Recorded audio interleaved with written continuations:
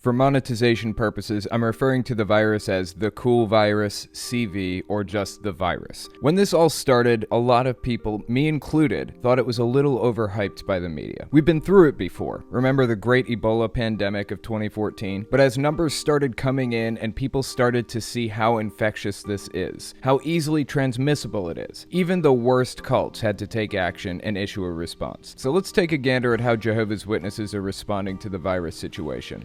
Let's get into it.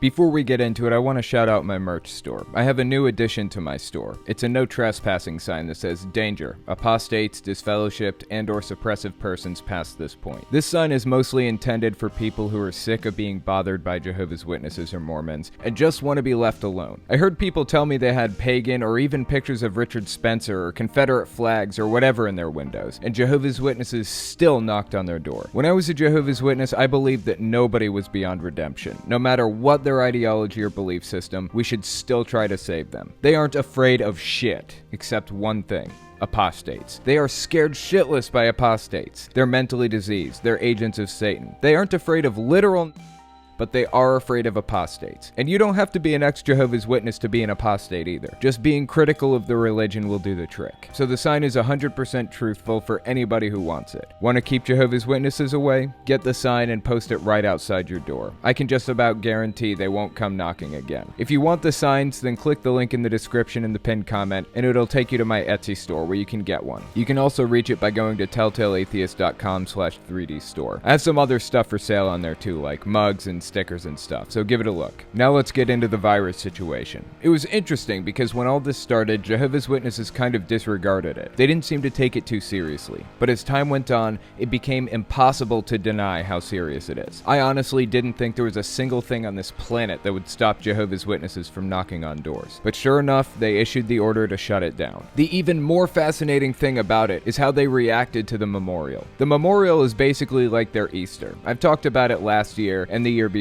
but I'll give you guys another little primer. It's where Jesus sat around the table with his apostles and passed the bread and the wine around and said, "This is my body, this is my blood. Continue doing this in remembrance of me." He didn't really specify a time frame for how often you should do it. Some Methodists do it once a month, some Catholics do it once a week, they do it once a year. But only specific people are allowed to drink the wine and eat the bread. The anointed, members of the 144,000, people who believe they're going to heaven. Drinking the wine or eating the bread when you aren't anointed is a grievous and disgusting sin in their eyes. In fact, most Jehovah's Witnesses will never even see somebody partake of the emblems, as they call it. I got to watch somebody do it once when I was like 6. So that information should provide some context when I show you this clip of an apostate walking into a kingdom hall during the memorial and doing this. To the friends I haven't spoke to in years, to the parents that shun me because I'm no longer one of you, to the governing body that's covering up, we're asking you to this goes out to go. you.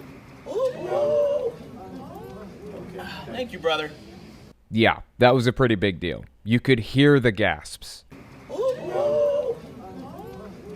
Check this woman out. She's trying to GTFO as quick as she can. She feels unsafe around apostates. She thinks they're mentally diseased because that's what the governing body told them. Anyways, getting a little off track there. The point behind all of this is that Jehovah's Witnesses take the memorial very seriously, and they just announced that they'll be splitting into their service groups to observe the memorial. When I was in the religion, they used to have things called book study groups. They'd basically split the congregation into sections of like 15 to 20 people each, and you'd go over to somebody's house once a week and study a book together. Basically like a sleeper cell. Well, they did away with the book studies, but Jehovah's Witnesses really are preppers in the truest sense. They've been expecting full societal breakdown for decades. They actually expected the government to shut down religion completely. Basically make it illegal to go door to door or to believe anything about God. But they swore they'd continue preaching the good word to the bitter end. Well, the moment they started taking the virus seriously, they instantly split up into their sleeper cells. They've canceled their yearly conventions where every every Jehovah's Witness in the tri-state area gets together. They've told them to stop knocking on doors, but to continue preaching to people online, calling people from the phone book, and mailing letters to people. And about the memorial, they take it so extremely seriously, but they told them to observe the memorial with the sleeper cells, aka the service groups. They actually split people up into their sleeper cells and called off door knocking before the Mormon Church did. So good for them on that one. But the Mormon Church did eventually halt missionary work too. But here's where it gets interesting. Jehovah's Witnesses are still releasing their JW Broadcasting show, and they had some interesting things to say on it. This is Stephen Lett, governing body member. Let's give it a listen.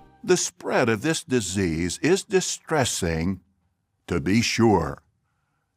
But we're really not surprised to see the world in the grip of such pestilence, are we? Jesus made it clear at Luke 21:11 that pestilence would be part of the sign of the last days. And in Revelation chapter 6, the ride of the fourth horseman includes mention of deadly plague. So the events unfolding around us are making clearer than ever that we're living in the final part of the last days, undoubtedly the final part of the final part of the last days, shortly before the last day of the last days. Okay, hold up. That's a tongue twister. The final part of the final part of the last days. Shortly before the last day of the last days? That's... okay. So you're saying that the virus is a sign that Armageddon is about to start. I wonder if that's what they thought about the HIV pandemic from 2005 to 2012, or the flu pandemic in 1968, or the Asian flu in the 1950s, or the Spanish flu in 1918, or the cholera pandemic in 1910, or the other flu pandemic in 1889, or the third cholera pandemic in 1852, or the Black Plague in 1346, or the plague of Justinian in 541, or the Antonine Plague in 165. Huh.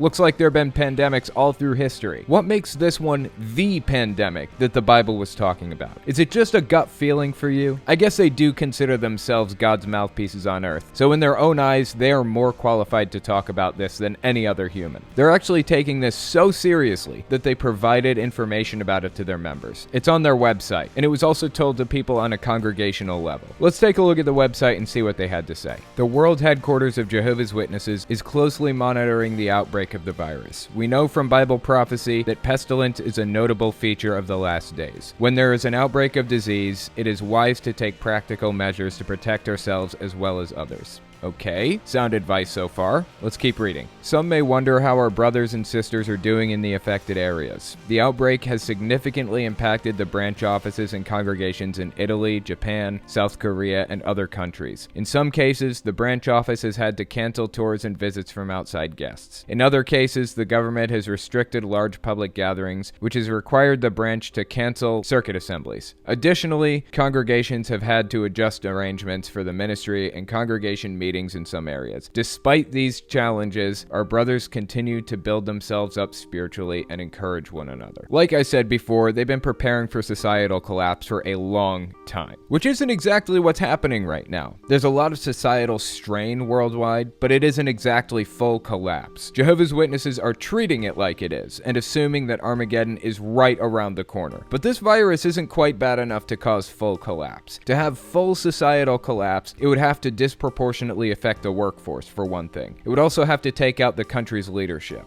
Like Congress would have to suffer heavy losses. I think a virus with a 20% mortality rate across the board would probably do the trick. The latest numbers that I have, and bear in mind, this is a fluid situation, are saying that 0.7% of the population as a whole will face mortality. The working age population is the least susceptible to severe symptoms. It's mostly elderly people or people with underlying health conditions who are the most susceptible. It's bad.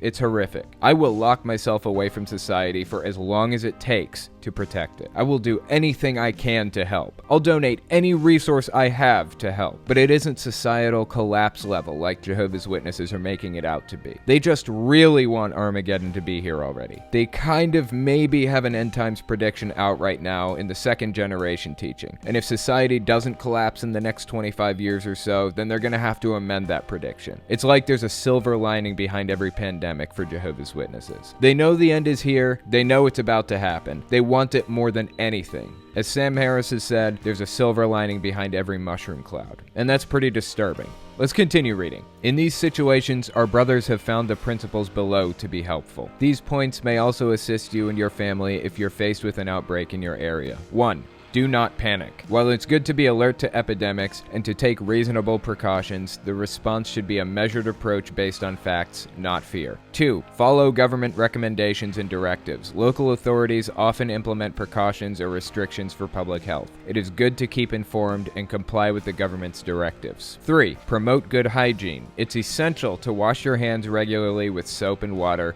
or use an alcohol-based hand sanitizer. We should also keep frequently touched surfaces clean in our home and at our Kingdom Hall. Additionally, medical experts discourage shaking hands in such situations, as this could continue the spread of the disease. Regarding the virus, the World Health Organization has provided additional advice for the public. 4. Show love to others. While we all know the importance of attending Christian meetings and participating in public ministry, if you're sick, it's best to stay home to avoid infecting others. This shows brotherly love and protects our brothers and sisters and our non-witness neighbors. 5. Follow temporary adjustments to congregation arrangements. In areas where there's an outbreak of disease, it may be necessary for the branch office to temporarily cancel congregation meetings, assemblies, and other theocratic events. This has been the case in some areas where the virus has hit the hardest, such as in certain regions of Italy, Japan, and South Korea. Based on local circumstances, the elders may be able to provide access to recorded meetings, which publishers can watch from home. Publishers may be able to participate in ministry through phone calls, text messages, emails, or letters. So there's their advice. I'm actually really surprised they linked to a government website on their website. They fancy themselves a sub-government within another government. I figured they'd provide the information to their members directly. And number 1 on the list is do not panic. I honestly think that's sound advice. As I've said before, this virus disproportionately affects people who aren't in the workforce anymore. People within the workforce are largely coming out the other side just fine. It's easily transmitted, so we absolutely have to be obnoxiously careful not to get it ourselves so we don't spread it to people who are more vulnerable. But the people who provide our food and drive our trucks and all that other stuff are largely going to be just fine. If you see empty shelves in stores, it's because people are panicking, not because there are actual shortages. I heard the general manager of a Walmart near me saying he isn't going to take toilet paper returns when this is all over. So all you dumbasses who panic bought 3 years worth of toilet paper, guess what? You're stuck with that stupid decision now.